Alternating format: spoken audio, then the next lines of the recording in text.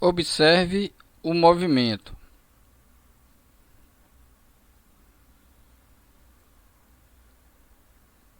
Então, o que vemos aí é um movimento em vai e vem realizado simetricamente em torno de um ponto de equilíbrio que é chamado de movimento oscilatório.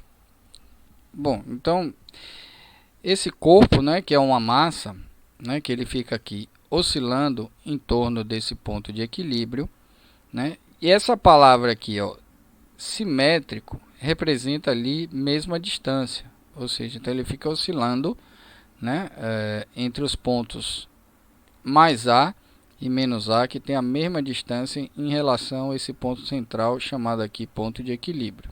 Tá?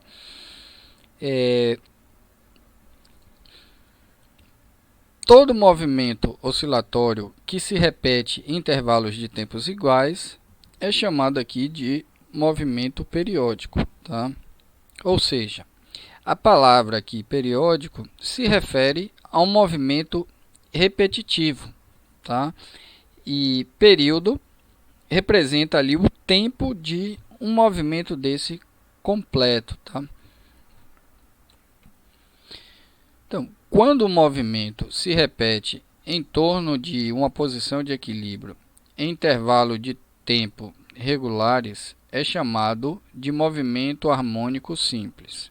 Bom, então é esse movimento que vocês estão vendo aí, né? Cada palavra, né, que se refere aqui tem um significado, tá?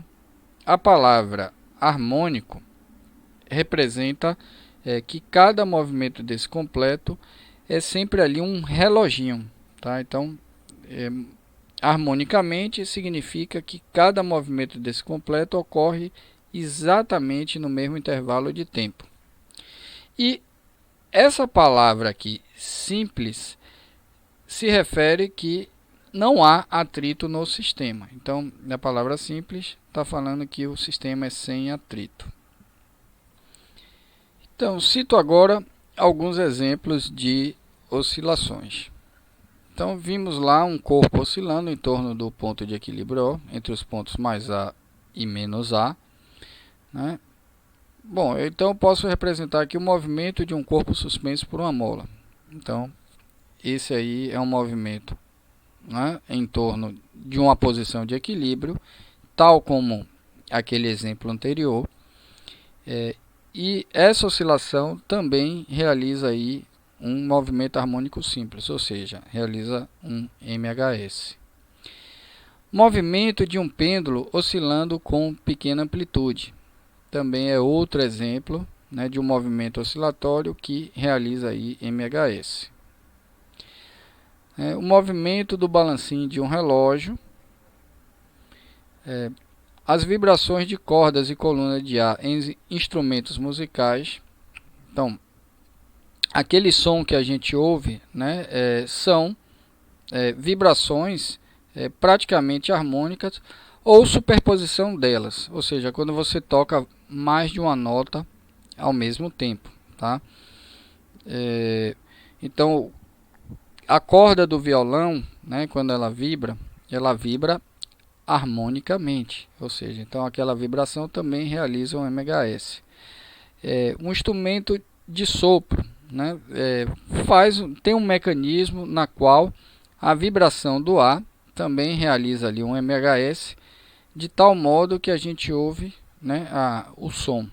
Tá? Então, nessa figura aqui, está representando aqui a vibração aqui, né, de uma corda esticada, que, né, perturba as moléculas de ar aqui na sua proximidade, né, fazendo com que essa oscilação aqui, que obedece aqui ao MHS, seja transmitido ao longo do ar, né, que é a formação do som.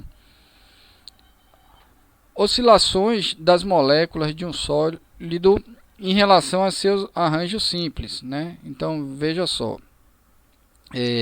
mais para frente, né, quando estudarmos aí os conceitos, né, termodinâmicos, veremos também que os materiais sólidos, né, as ligações entre moléculas, elas vibram né, conforme vocês estão vendo aqui, né, e o grau de vibração dela, ou seja, quanto está associado com a temperatura. Então, quanto maior a temperatura, maior esse grau aí de vibração. Então, vejamos, né, que esse assunto é um dos assuntos importantíssimos, né, porque ele está presente em diversas áreas aí do conhecimento, sobretudo, né, na engenharia. Oscilações de partícula em um meio elástico que a onda mecânica atravessa. Bom, então aqui tem uma representação esquemática, né, de uma onda se propagando aqui numa corda esticada, tá? Esse V aqui, vetorzinho V aqui, representa a velocidade com que essa perturbação caminha ao longo da corda. E se você analisar cada ponto aqui da corda, a gente percebe que ela está oscilando aqui, cada ponto desse aqui, segundo um movimento harmônico simples, ok? Bom, então, o estudo, né, da propagação de ondas mecânicas e também, né, ondas eletromagnéticas perpassa, né, por esse assunto de oscilações, na qual, né, veremos, né, em mais detalhes a seguir, né? Bom, aí tem um exemplo do comportamento de certos circuitos elétricos onde existe aqui corrente alternada, tá? Então, essa figura aqui, ó, que vocês estão vendo, é uma representação esquemática de um fio, e aqui são as cargas livres que podem constituir uma corrente elétrica, tá? Que são, no caso, né, de um condutor metálico, essa cargas livres que constituem a corrente elétrica são o que? Elétrons, tá? Então eles podem, no caso que esse fio é ligado aqui a uma tensão alternada, ou seja, uma tensão que fica oscilando segundo um MHz também, né? Faz com que esses elétrons também oscilem aqui segundo a tensão alternada, tá? Bom, quando vocês estudarem lá na disciplina lá, eletricidade e magnetismo, mais especificamente no assunto eletromagnetismo, né, vocês aprenderão que toda corrente elétrica ela é capaz de produzir um campo magnético no espaço, tá?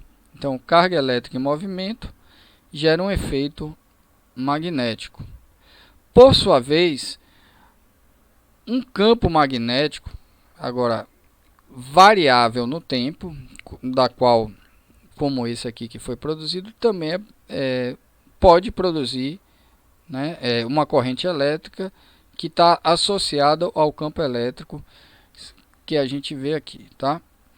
Bom, então esses tipos de circuitos aqui, né, Hertz foi, né, um cientista que desenvolveu uns circuitos de oscilações eletromagnéticas, né, porque eram uma corrente alternada, e nesse circuito ele tinha um indutor que produzia um campo magnético e tinha, né, um capacitor que produzia ali um campo elétrico.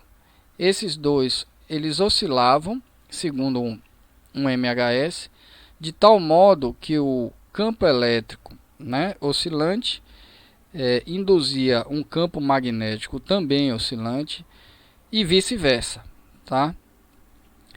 Então, essas oscilações aqui combinadas foi o que deu origem a um conhecimento chamado aqui propagação de ondas eletromagnéticas. Então, pela primeira vez, né, Hertz ele tinha produzido esse circuito de oscilações eletromagnéticas, que era, na verdade, um emissor de ondas eletromagnéticas. Então, basta olhar aqui na figura, né, o azul ele está aqui no plano vertical, tá? Que é o campo elétrico, ó, ele está aqui oscilando, ó, segundo a MHz aqui. E, né, o vermelho aqui é o campo magnético, esse B aqui, ó, esse vetor B aqui representa o campo magnético, ó. O campo elétrico induz o campo magnético e o campo magnético induz o campo elétrico aqui. Essas oscilações obedecem aqui um MHS, né? Esse campo magnético, perceba que ele está no plano aqui horizontal, né? E esses campos oscilantes aqui é o que produz aqui uma onda eletromagnética que se propaga aqui na direção, ó, né? Nessa direção ao longo aqui, segundo, né, essa representação aqui ao longo do eixo X, está vendo aqui? Bom, o conhecimento de ondas eletromagnéticas, especificamente para as pessoas que cursam, né, engenharia elétrica, né, esse conhecimento revolucionou tudo que a gente tem hoje no que se refere ao que é a comunicação. Esse circuito aí de oscilações eletromagnéticas produzido por Hertz, que emitia um sinal, depois foi criado um outro circuito, né, para receber esse sinal, e assim foi criado o primeiro aparelho de comunicação, porque é o seguinte, né, o emissor emitia esse sinal, né, através de onda eletromagnética, um receptor em outro ponto da Terra recebia esse sinal. E daí foi criado o que eles chamam de aqui de um código, né? De tal modo que através desse código uma pessoa conseguia passar a mensagem para outra pessoa em outro ponto, tá? Afastada a uma certa distância. Claro, aí a evolução disso possibilitou, né, a surgir as rádios, depois TVs. Hoje em dia, né, as antenas de celulares, né, emitem ondas eletromagnéticas. O aparelho de celular que a gente tem, ele é ao mesmo tempo emissor e receptor dessas tais ondas, né, eletromagnéticas, tá? Então, né, que ele recebe o sinal, né, de internet, também quando você liga para poder fazer uma chamada, né, ele emite uma onda que chega no telefone, né, de quem você ligou. A decodificação desse sinal que chegou é convertida ali no som que você consegue ouvir, né, quando se fala. Bom, então percebam que esse assunto ele está presente em diversas áreas, né, da engenharia, como também é bastante importante na área de engenharia civil. Mais para frente eu falarei um pouco, por exemplo, né, esse assunto de oscilações deve ser levado em consideração em construções de grandes edificações, tá? No Brasil a gente não tem problemas ali maiores, né, de terremotos, mas alguns países, né, que são mais susceptíveis a isso, né, o pessoal leva em consideração no projeto, né, justamente para minimizar os efeitos. Bom, quando eu falar aqui de oscilações forçadas e ressonância, né, eu vou mostrar que no passado, quando a engenharia não levava em consideração, né, a oscilação que os ventos e a própria vibração do terreno, né, na base de apoio da ponte, essas oscilações são transmitidas à ponte, e se ocorrer esse efeito, né, de ressonância, pode fazer com que essa ponte né, caia. Então, depois desse acidente que aconteceu, né, na ponte lá, que é chamado Tacoma's Narrow, né, que ela ruiu pouco tempo depois de sua inauguração, a engenharia civil, né, passou ali a considerar os efeitos de oscilações, né, em construções de grandes pontes e grandes edificações. Características do movimento harmônico simples. Bom, então, período, né? Quando a gente fala de movimento harmônico simples, estamos necessariamente falando de movimentos repetitivos, tá?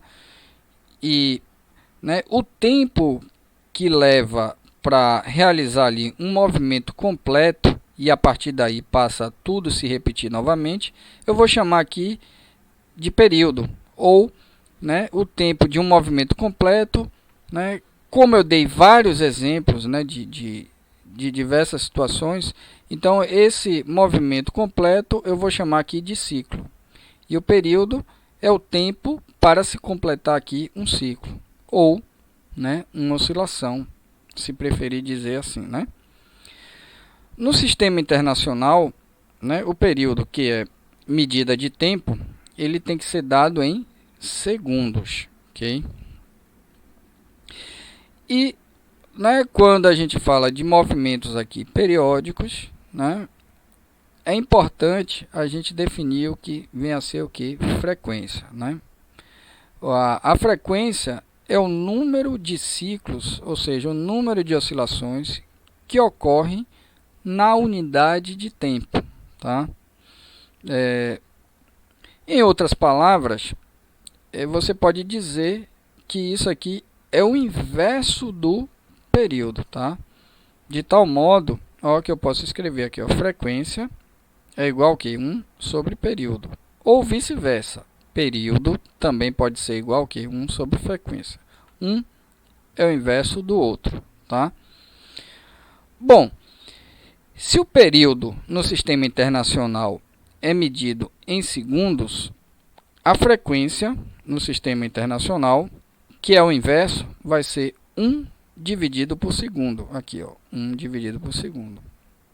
Essa grandeza 1 sobre segundo é também chamada aqui de Hertz, tá? Que é o símbolo do Hertz é chamado aqui Hz.